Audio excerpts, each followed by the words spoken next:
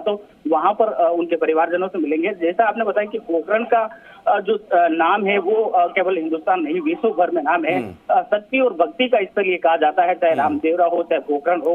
तो ऐसे में जो यहाँ के लोगों की जिस तरह से कल कन्नौज में सभा हुई थी, वहां पर लोगों ने और खासतौर से किसानों ने अपनी समस्या को रखा था और मुख्यमंत्री ने भी पूरी तरह से उनको आश्वस्त किया था कि वो और उनकी सरकार पूरी तरह से किसान और आमजन के साथ में है और उनकी जो भी समस्या जो मांगे हैं उन पर वो है जो जल्द से जल्द उचित समाधान। कोशिश ये भी रहेगी, मुझे लगता है मीडिया वालों की यहाँ पर तमाम मीडिया पर्सन्स के, अब देखिए कुछ समय के लिए विश्राम कर रहे हैं और शायद यहाँ पर प्रेस से ब्रीफिंग भी हो सकती है, कुछ बातचीत भी कर सकते हैं जैसा लग रहा है। शायद अपनी चप्पलें या जो जूता उन्होंने पहना था पैर में वो पहनने के लिए बैठे। अब वहाँ से मुख्यमंत्री अशोक गहलोत एक बार फिर से बाहर की तरफ शायद आ रहे हैं। भवानी, बहुत सारी जानकारी आप दे रहे हैं कि कहाँ कहाँ पर जाना है। डालीबाग का आपने जिक्र किया, इसके अलावा लगातार जो प्रधान जिनका निधन हो गया उनके घर जाएंगे, शोक संतप्त परिवार को ढांढस बंधाने के लिए भी पहुंचेंगे। तो ऐसे में ये कार्यक्रम है। बाकी और जो रूपरेखा कार्यक्रमों की तैयार की गई है, चूंकि बीकानेर का भी है, तो यहाँ पर कितनी देर तक रुकेंगे? जन चर्चा भी कर सकते हैं, अधिकारियों के साथ संवाद कर सकते हैं, जो उनके अपने तमाम साथी हैं वो तो हैं ही हैं। देखिए, आपको बता दूं कि मुख्यमंत्री बाबा रामदेव के मंदिर में दर्शन करने के बाद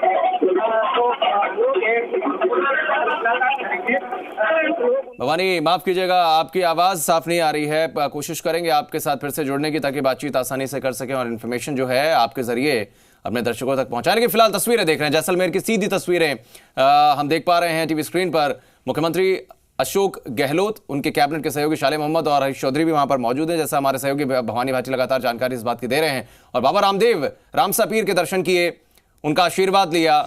तीसरी बार मुख्यमंत्री का कार्यकाल है।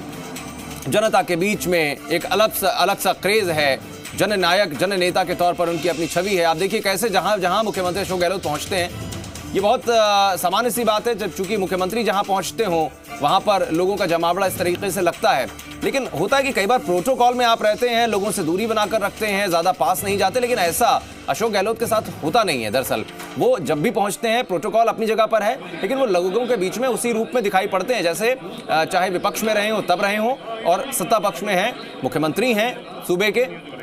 एक उनका संवैधानिक अलग पद है, बड़ी जिम्मेदारियां हैं सूबे की, और अपने प्रोटोकॉल को भी थोड़ी देर के लिए वो शायद उसमें रहकर भी औपचारिकताएं जो होती हैं उसको निभाने से कहीं ना कहीं चूकते नहीं हैं। अब देखिए कि कैसे लोगों की अर्जियां फटाफट हाथ में लेते हैं, अपने अधिकारियों को निर्देशित भी करते हैं, लोगों को डिनाई नहीं करते। ये नहीं है कि उनसे चेहरा फेर कर निकल जाए। ये तमाम ऐसी उनकी अपनी चीज़ें रही हैं, उनकी अपनी स्पेशलिटीज़ रही हैं, कह सकते हैं उनकी अपनी यूएसपी है ये कि लोगों के बीच अभी भी उनका वही क्रेज है जो हमेशा से रहा है राजनीतिक रूप से।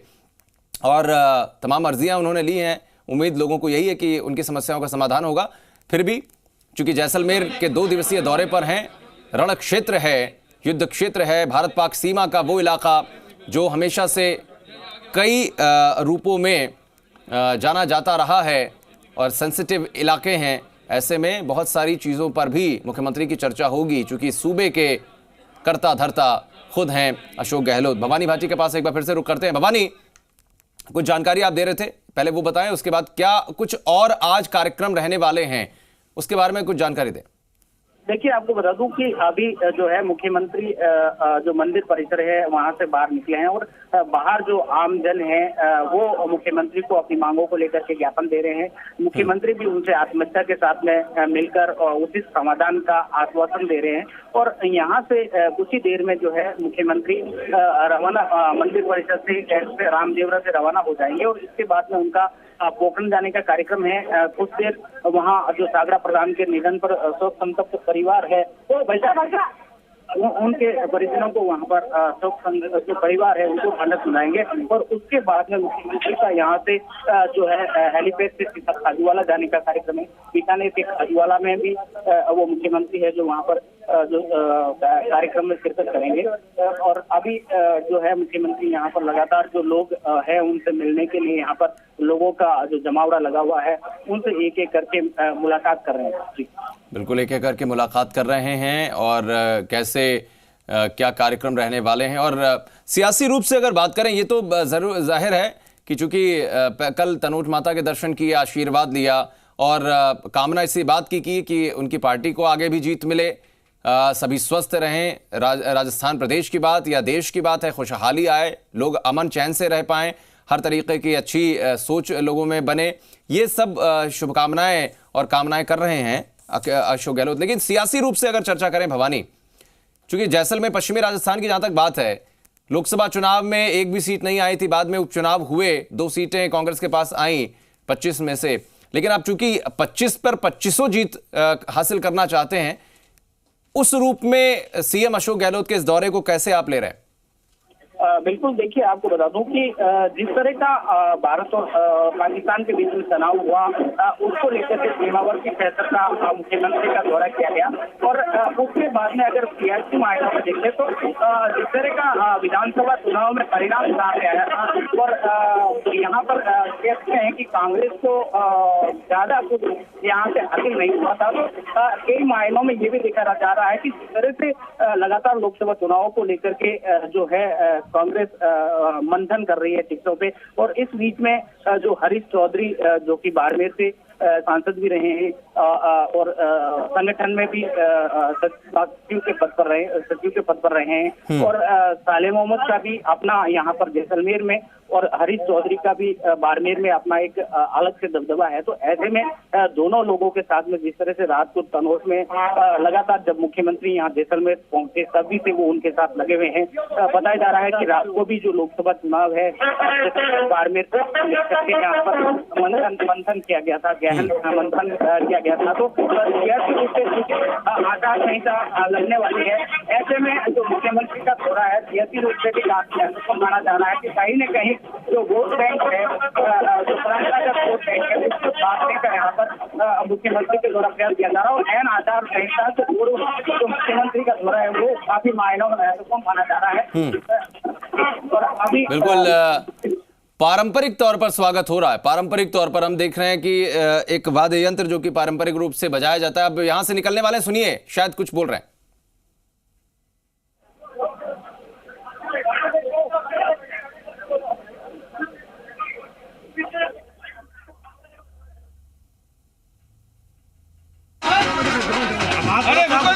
रुको मेरे को बोलो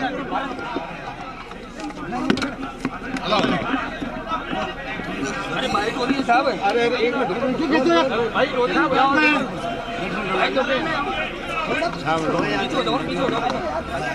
ठीक है आगे आगे तो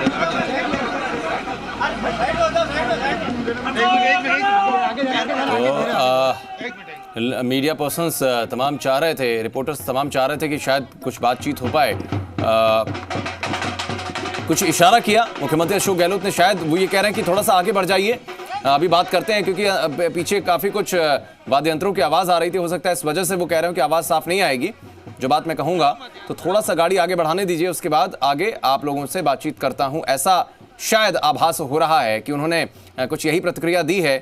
हो सकता है कि अभी मुख्यमंत्री अशोक गहलोत, क्योंकि जब भी वो मीडिया पर्सन आसपास होते हैं, किसी भी कार्यक्रम में रहें, समय ज़रूर निकालते हैं, बातचीत ज़रूर करते हैं, अपनी बातों को रखते ज़रूर हैं। तो ये उम्मीद यहाँ पर भी की जा रही थी कि कुछ हो सकता है बात कहेंगे, चूंकि लगातार दूसरा दिन आज है उनके दौरे का। कल तनोट माता के दर्शन किए, आज बाबा रामदेव के दर्शन किए, कई सारी प्रक्रियाओं को निभाने के लिए आज निकले हैं, पश्चिमी राजस्थान के दौरे पर हैं, अलग अलग जगहों पर अलग अलग कार्यक्रमों में जाना है।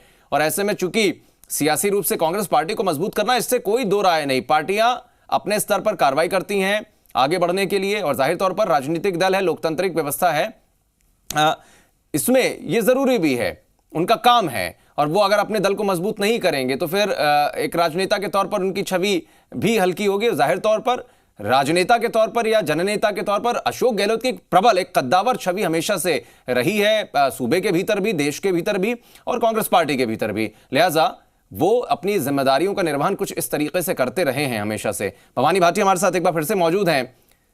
भवानी, उम्मीद की जा रही है कि शायद अभी कुछ प्रेस वालों से बात करेंगे, मीडिया से बातचीत कर सकते हैं, फिलहाल क्या तस्वीरें आप देख पा रहे हैं? देखिए, आपको बताना चाहूंगा कि मुख्यमंत्री अभी भी यहाँ पर जैसे ही मंदिर परिसर से बाहर आए, कुछ लोग यहाँ पर उनसे मुलाकात करने के लिए आए।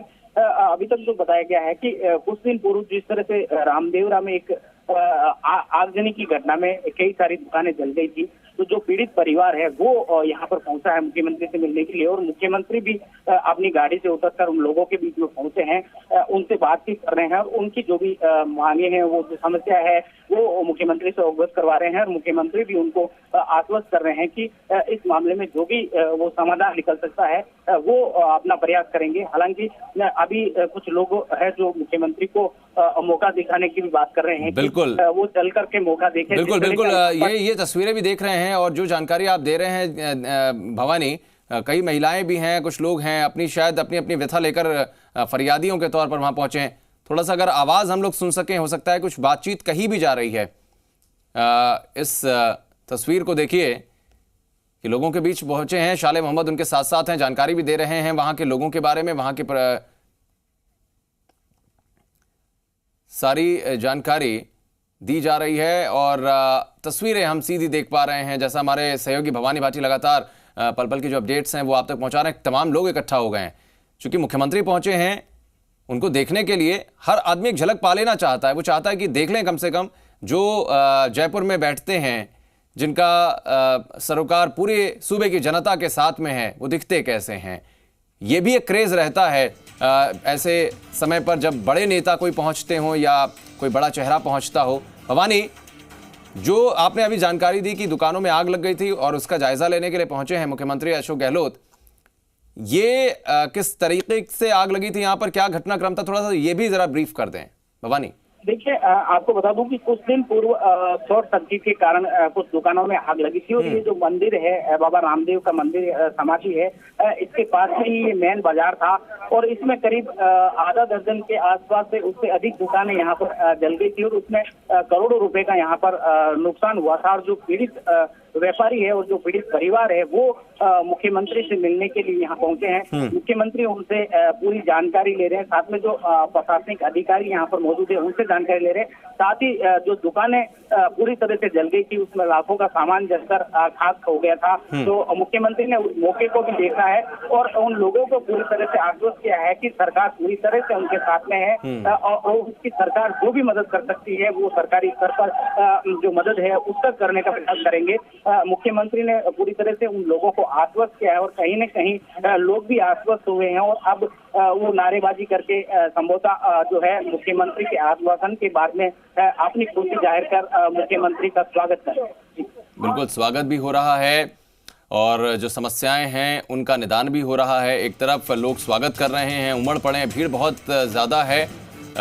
जैसलमेर की जिस तस्वीर को हम देख पा रहे हैं, लगातार भवानी हमारे सहयोगी इस बात की जानकारी भी दे रहे हैं, और इंतज़ार इस बात का है कि औपचारिक तौर पर सीएम अशोक गहलोत कुछ बात करें मीडिया से और ब्रीफ भी करें कि जो कार्यक्रम लेकर वो चले हैं उसके क्या कुछ परिणाम उनको फिलहाल नज़र आते हैं। और चूँकि जैसलमेर में आप देखिए कि तनोट माता के दर्शन कर लिए उन्होंने, लोगों से भी मुलाकात हो रही है, गांव वालों से भी मुलाकात उनकी हुई। इसके अलावा विशेष रूप से जो बीएसएफ के जवान हैं उनका मनोबल और ज़्यादा बढ़ाने के लिए उनके बीच में पहुंचे और साफ तौर पर कहा कि जब सैन्य कार्रवाई जो भी है, सेना, हमारे जवान, उनके शौर्य, उनके पराक्रम को वो सलाम करते हैं और उनके साथ देश एकजुट होकर खड़ा है। आप देखिए कैसे कुछ निर्माण कार्य भी हो रहे हैं आसपास जहां से मुख्यमंत्री अशोक गहलोत गुजर रहे हैं।